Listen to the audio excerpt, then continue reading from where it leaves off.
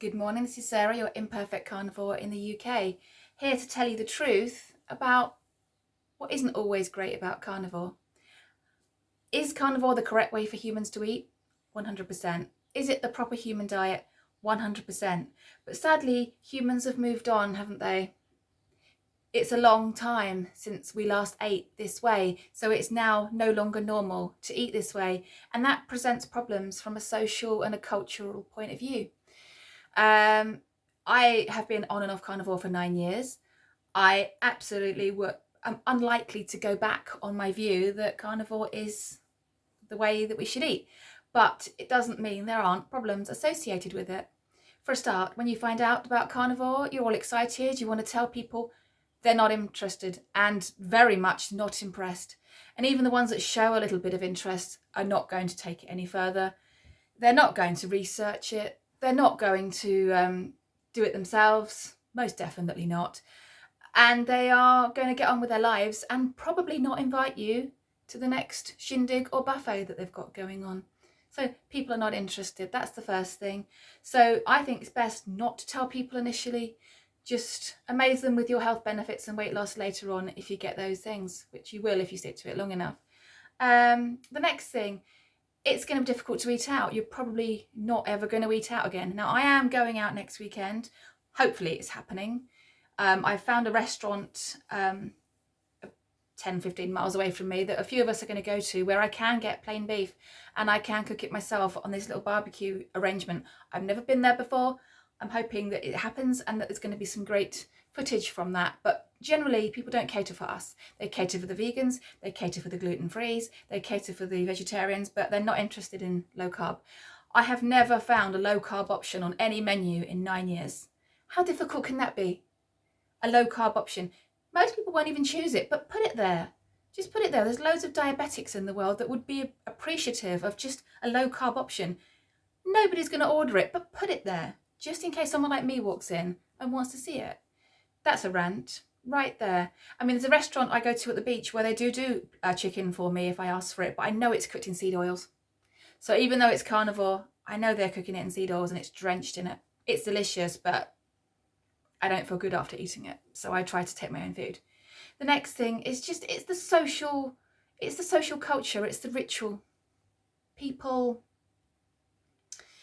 are just, people are so swept away with their moderation and everything, and a little bit of this won't do you any harm.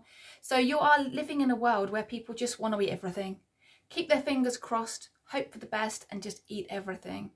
And it's difficult. And it's difficult. And you've got your rituals like your coffee in the morning and your this and your buffet at Christmas and it's quite difficult. And I find it quite sad. I mean, I've been doing Lion Diet now for 6 days, and already I've had a little tiny moment of feeling sad, because I know that for the future, for the foreseeable future, I've got to be ultra strict. So there's going to be no opportunity for me to take part in culture, take part in rituals, take part in things that people do.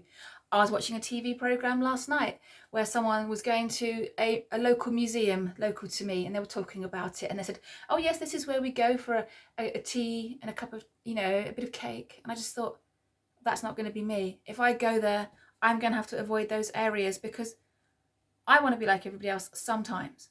Mostly I don't. 99% of the time I'm quite happy to be a lone wanderer in this planet. I've got no one doing carnivore in the house with me. None of my friends are doing it. No one's doing it at work. So I am lonely and isolated in this journey. And 99% of the time I'm fine with that. But every now and then there's that moment where you think, oh, I just want to be like everybody else just for a moment. Just for a moment. I want to switch this off just for a moment so I can just be like them in that moment. And this is why I will probably never be 100% permanent all the time carnivore all the time. I'm doing better than I was. In the beginning, I could spend 8 months off. I think my longest time off carnivore was 8 months, but that was years ago. I'm now at a stage now where it will be a day or two or a 4-night break with my son in Portugal, and then it's back to it. But I cannot imagine ever not taking part in what others do. And I know I know that 1% of my feelings is a bit pathetic.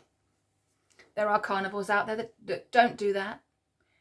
And they don't tell you about that. They don't tell you that you might feel sad occasionally. I know that Laura from Laura's Path, her channel, she talks about it. She had to do a fantastic video about the fact that there's going to be some grieving time. People don't tell you that in most channels, that there's going to be grieving for, it's not the foods, it's the culture, it's the, you know, it's not the food you're necessarily missing, it's the, what's the word? I'm going to think of it in a minute, but I think you know what I mean. It's the culture, it's the ritual, it's the experience.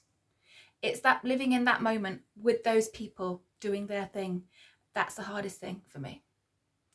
Also, throw in a bit of life trauma where you don't care what you eat.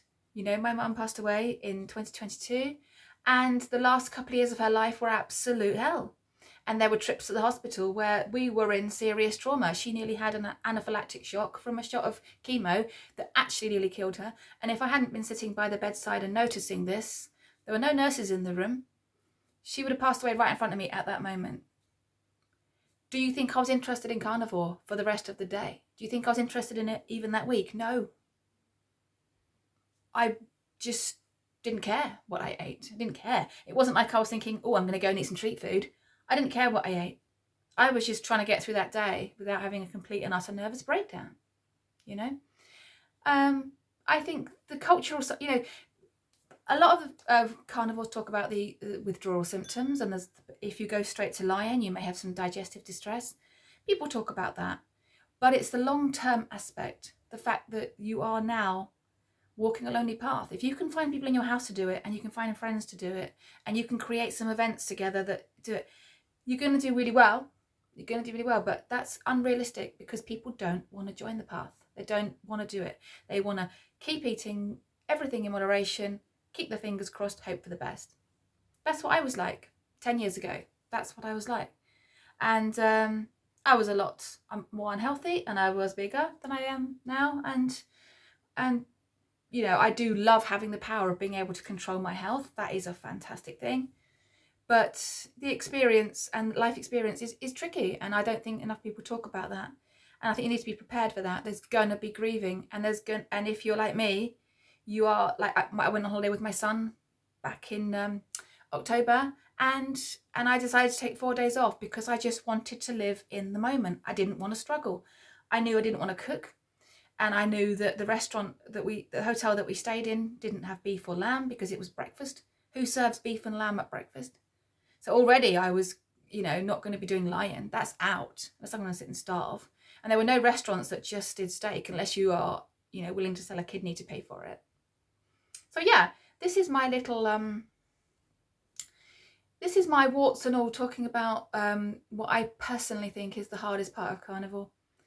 I still experience it after 9 years.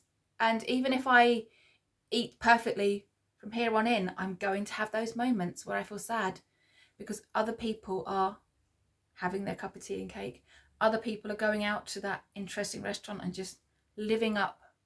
And I'm just sat at home with my steak. Good health, good mental health, good everything health. But I'm a very sociable person and I would like to be doing that. So that's what people don't say. Hopefully I did press play on the video and we captured all of this. Otherwise I'm going to have to say it all again.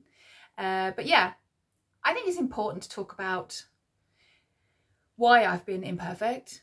You know, it's not that I'm just weak, you know.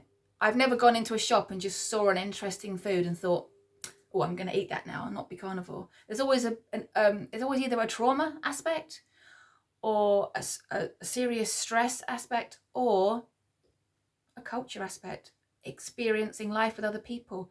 We are tribal creatures. And as much as we would like to be able to just leave the tribe, it's not easy. I'm a highly sociable person that gets on with everyone. And there are times I want to do what they're doing. But for the time being, I did that though. I did that Christmas Eve, Christmas Day and Boxing Day. I joined in with my mini tribe. I enjoyed myself. We had a nice time. And now it's back to serious. Hopefully you'll be taking it serious today because it's the 1st of January 2024. So it's the time to, you know, get some new whys and make some new commitments. But anyway, hopefully I recorded all this. That's enough of that. You take care and have a bloody brilliant day, whatever you're doing. See you later. Bye.